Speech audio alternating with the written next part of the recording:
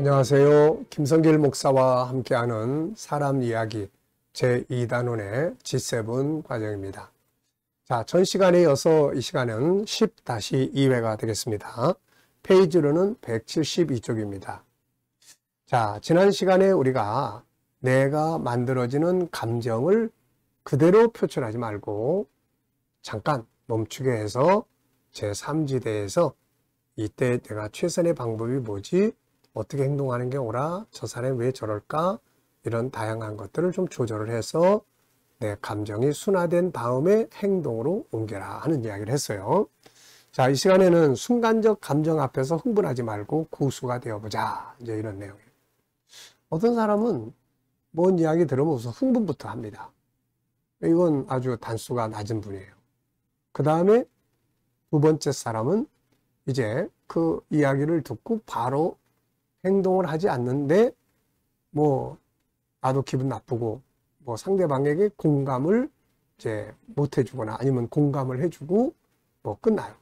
근데 이제 최고수는 그걸 잘 조절을 해서 상대방의 아픈 마음을 치유하는 이런 단계까지 가게 되는 거죠.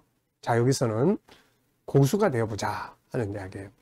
엄마들도 보면은 아이들하고 같이 아이들을 키우면서 단수가 낮은 엄마는 맨날 싸웁니다.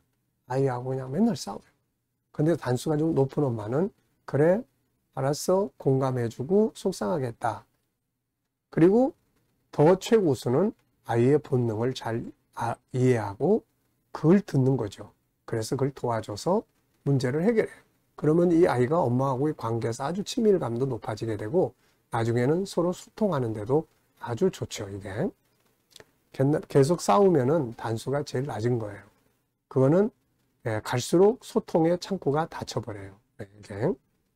자, 순간적 감정 앞에서 종노릇하여 그대로 행동함으로써 많은 것을 잃어버리는 사람이 있는가 하면 반대로 잠깐 기법을 활용하여 호흡 한번 하고 냉정을 기해서 감정을 다스리고 변화시켜서 자기를 더 높은 인격자로 만들고 많은 것을 얻는 사람들이 있습니다.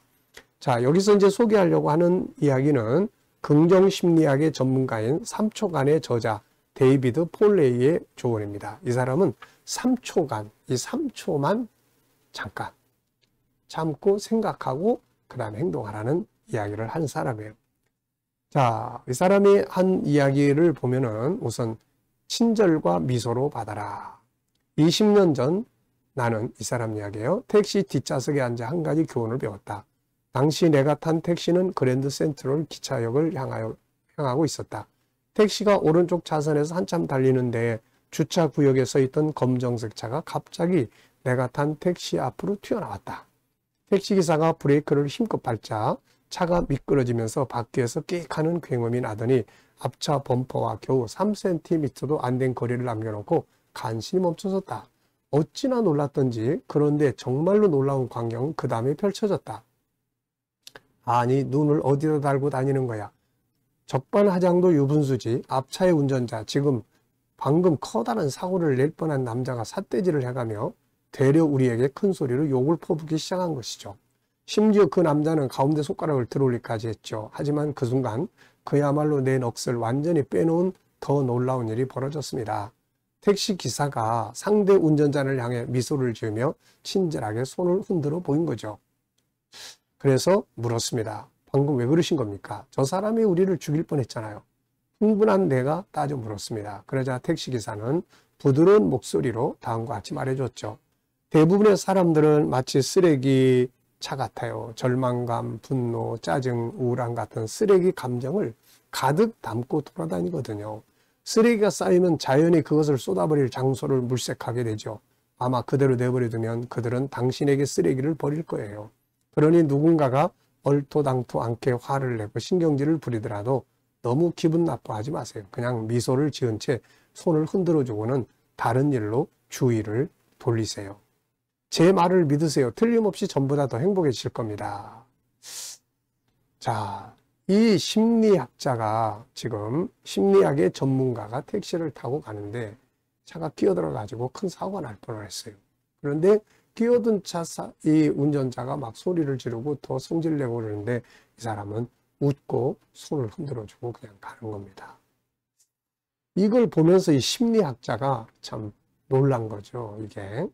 그랬더니 그 사람이 모든 사람은 다 이렇게 쓰레기를 마음에 담고 다니다 보니까 누군가가 쓰레기통 역할을 안 해주면은 그것도 누군가에게 쏟아지는 거다. 이런 이야기를 하는 거죠, 이게. 심리학자가 운전기사 하는 분에게 참 엄청난 심리학을 배운 거죠, 지금. 자, 이분은 이렇게 써놨어요. 아, 그 말은 내 인생을 송두리째 바꿔버리고 말았다. 나는 곰곰이 생각하기 시작했다. 그래, 그동안 다른 사람들이 내게 화를 내고 짜증을 부릴 때마다 난 견딜 수 없이 스트레스를 받았어. 때로 마음에 깊은 상처를 입은 적도 있었지. 그러고 보면 내 가시돋친 말 때문에 상처받았던 사람들도 적지 않았을 거야. 여기까지 생각이 이르자 곧 결론을 내릴 수 있었다. 좋아.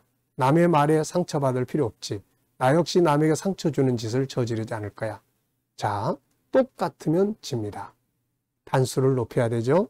상대방이 분노할 때 같이 받아치지 말고 부드러워질 수 있는 성숙함을 가져보라. 성경은 이렇게 말씀합니다. 잠언 15장 1절에 보면은 유순한 대답은 분노를 쉬게 하여도 과격한 말은 노를 격동하느니라. 이렇게 말씀하고 있습니다. 자, 두 번째 이야기를 또 들려드립니다. 사과하고 용서해라. 적극적 사과와 용서가 답이다. 고속도로를 타고 사무실로 향하던 어느 날이었습니다. 그날따라 차가 꽉꽉 막혔지만 그리 신경 쓰지 않았죠. 청명한 날인데도 새로 뽑은 차로 달리는 기분을 만끽하고 있었으니까요. 그런데 운전 중에 문득 내 왼쪽 차선에 너구리처럼 생긴 동물 한 마리가 늘어져 있는 것이 눈에 띄었어요. 내 바로 옆에 운전자는 먼 곳을 응시하고 있었고 차로 동물을 치길 직전이었어요. 나는 그 차가 동물을 치기 직전에 갑자기 방향을 틀어버리지 않을까 걱정스러운 마음에 재빨리 가속장치를 밟아서 옆차가 뛰어들 공간을 확보해 주었죠. 그런데 문제가 발생했어요. 하필이면 바로 그때 교통이 정체되면서 내 앞에 차들이 길게 늘어섰던 거죠. 내가 브레이크를 밟자 앞차가 끼익 소리를 내면서 다른 차의 뒤로 미끄러졌습니다. 사태는 갑자기 악화되었죠. 차량 추돌로 인한 충격 때문에 내 앞에 있던 차가 그 앞에 있던 차를 들이받은 겁니다. 맙소사 부딪힌 차량 세대가 도로변에 나란히 세워졌고 운전자들이 차에서 내리자 나는 재빨리 앞차에 탔던 사람의 상태부터 살폈죠. 운전자들은 다행히도 무사했습니다. 교통정체로 인해 모두 차를 천천히 몰았기 때문이죠. 다만 앞차를 점검해보니 범퍼가 살짝 긁혀 있었어요. 그때 맨 앞차의 운전자가 다가왔습니다. 그 사람도 다친 데는 없었고 범퍼만 살짝 긁혔을 뿐이었죠. 그러면서 자기가 비번인 경찰관이라고 말했어요. 야, 이건 틀림없이 나쁜 징조다. 무슨 일인지 묻는 그의 질문에 나는 상황을 설명했죠. 내 잘못이라고도 말했습니다. 그가 고개를 끄덕거리더니 다른 운전자들을 돌아봤어요. 선생님도 잘못하신 거예요. 저를 받으시면 안 되죠. 너무 바짝 붙어서 오셨어요. 그 다음 그는 아무렇지도 않다는 듯 웃으며 고개를 가로젓더니 우리 두 사람을 쳐다봤습니다. 다행히도 아무도 다치지 않았네요. 피해도 전혀 없었고요. 그러니 잊어버립시다. 그는 내 등을 툭툭 치면서 말했다. 다음번엔 좀 더 조심하세요. 그러더니 내 앞에 운전자를 보면서 한마디 했다. 다음번에 너무 바짝 붙이지 마시고요. 그가 떠나고 내가 돌아보았더니 다른 운전자도 안도의 한숨을 내쉬고 있었다. 와, 정말 시원시원한 분이네요.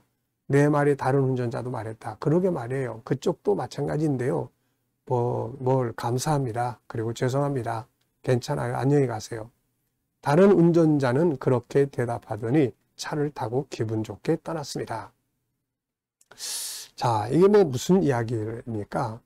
사고가 발생을 하지만 그거를 금방 그 감정을 가지고 이렇게 표현하지 않고 즉각적 미안합니다 뭐 이러면서 이런 부분들을 이제 해결해 나간 이제 그런 이야기를 써놓은 내용이에요. 참 우리나라에서도 가끔은 이런 장면들이 있어요. 근데 대체적으로는 그냥 욕을 하거나 소리 지르거나 우선 목소리부터 높이는 상황들이 많이 벌어지죠. 그러다 보니까 나중엔 이게 큰 싸움이 되고 서로에게 막중한 손해를 끼치게 되는 거예요. 그래서 이 감정 잘 컨트롤하는 것 아주 중요하다는 이야기를 지금 이 사람은 하고 있는 겁니다. 자, 다음 시간에 또 이어서 계속 말씀 나누겠습니다. 감사합니다.